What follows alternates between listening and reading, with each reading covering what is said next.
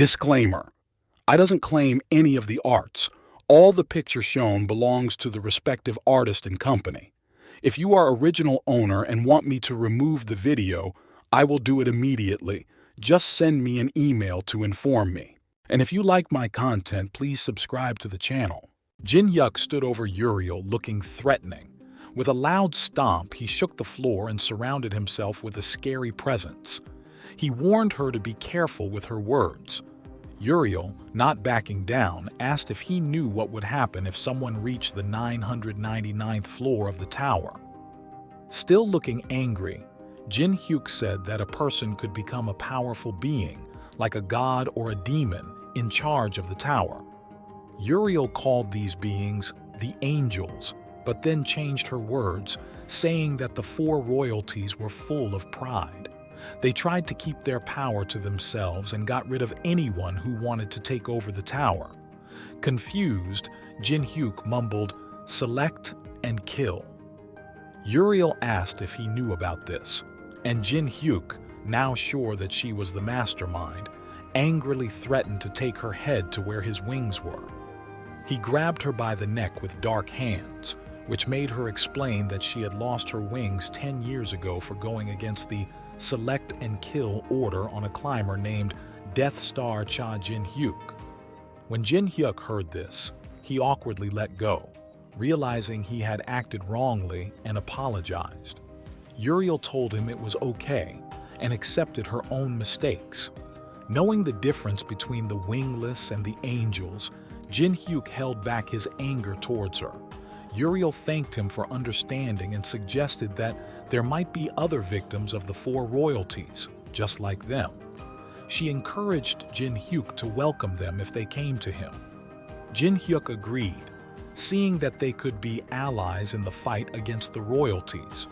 He then asked where he could meet her again, and she told him to go to the wingless hideout on the 190th floor of Dream City. Jinuk commented that the 190th floor seemed much lower than he had thought.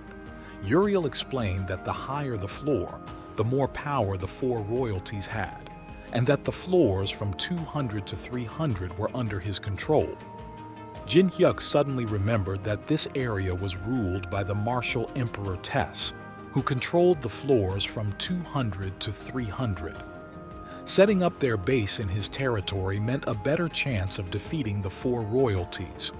When Uriel asked if she could get dressed, Jinuk agreed, saying, "Of course." As she got ready to put on her coat, he noticed her feathers.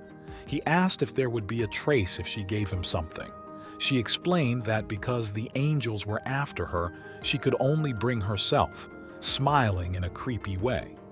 Jinuk assured her that was enough, but Uriel looked at him with disapproval, asking if he was that type of person. Worried, Jinuk clarified that he didn't mean that and only wanted some of her feathers. Uriel sighed with relief, saying she could give him some because her feathers grew back. As she took some feathers for him, Jinuk felt relieved, thinking he had asked carefully because he believed they didn't grow back after being given away. She warned him not to show the feathers outside, as angels could find their owners easily. Jinuk told her he planned to eat them, which made her tease him, saying, "So you are that type of person." He insisted he wasn't, and she trusted him, telling him to go and that she'd see him next time in Dream City. Jinuk agreed, promising to meet her expectations. She said she looked forward to it and then vanished. Jinuk sat down, and Vulcan asked if he was going to eat the wing now. Excited, Jinuk confirmed this and wondered if he could handle the angel's divine power and what abilities he might gain. Vulcan accepted this, as the third poison told him to do what he wanted, then told Miho not to eat anything she found, just like Jinuk. Jinuk began to eat the wing, but something unexpected happened. His whole body started to glow with a golden light as he screamed in pain. Vulcan, used to strange situations, simply shrugged and continued to give Miho an airplane ride while Jinuk struggled to breathe.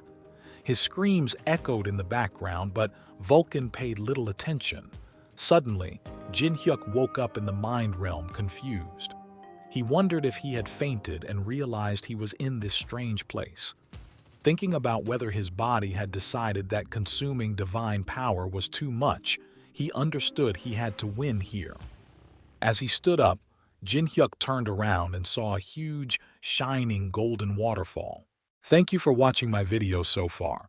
If you like this video, please subscribe to my channel. The waterfall in front of Jinhyuk showed the great power inside him, looking like a huge mountain. He felt relieved that he didn't have to fight Uriel. Even if he had won and taken her power, the idea was too disturbing to think about. Suddenly, the water started to rush, and Jinhyuk realized that the waterfall was not just a trick. He needed to get past this powerful water before it took over his mind. Thinking about what to do, he smiled and said, "Well, there's only one way, right?"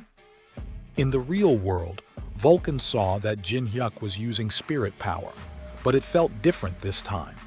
Jinhyuk was using his own soul as the source of this power. Miho looked worried, but Vulcan comforted her, saying he believed in Jinhyuk because it seemed like he had a plan. He was excited to see what Jinhyuk would do next. Back with Jinhyuk, he started to pull the divine power through a channel. After a moment, he said, "This isn't it either." To mix his spirit power with divine energy, he thought that creating an image of himself eating it, since he got the power through greed, would work. But he felt he might fail if he kept going this way. If the divine power took over, he could either lose his mind forever or lose this new strength. With strong will, he calmed himself by remembering that this was made from his own soul. Suddenly, a dark figure started to form, and a huge, shadowy monster appeared next to Jinhyuk, grinning wickedly. Jinhyuk said, "Now this is the real thing." He controlled the monster, which began to eat the golden divine power little by little.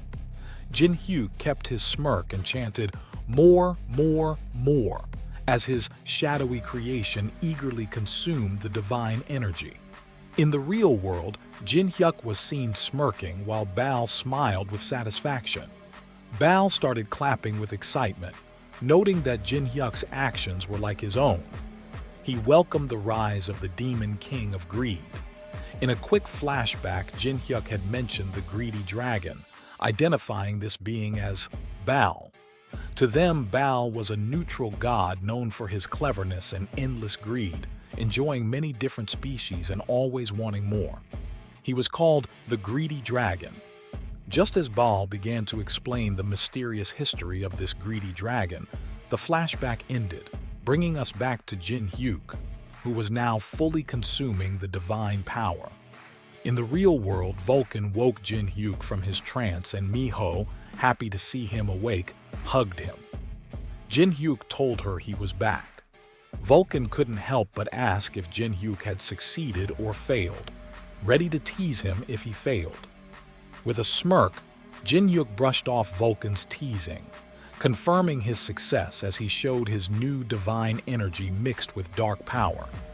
He explained that, even though it was small now, he had created an organ that could generate divine power. He turned to Vulcan and asked if he was happy with this result. Vulcan was amazed by the result but also saw the danger. Jinhyuk was not strong enough to handle a combined attack from the four royalties, making him vulnerable in his current state. Facing the four royalties could be deadly. A few days later, on the 10th floor hunting ground, Jinhyuk's spirit soldiers were busy defeating many orcs. Suddenly, they came across a strange-looking orc that managed to take down one of the spirits.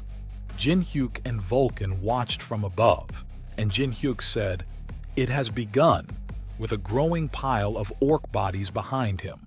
Thank you for watching this video until the end. Support this channel by liking this video and subscribing the channel. And if you want me to recap another manhwa or manga, write its name on comment section. And if want to know what happened in previous chapter, you can watch them in this YouTube channel.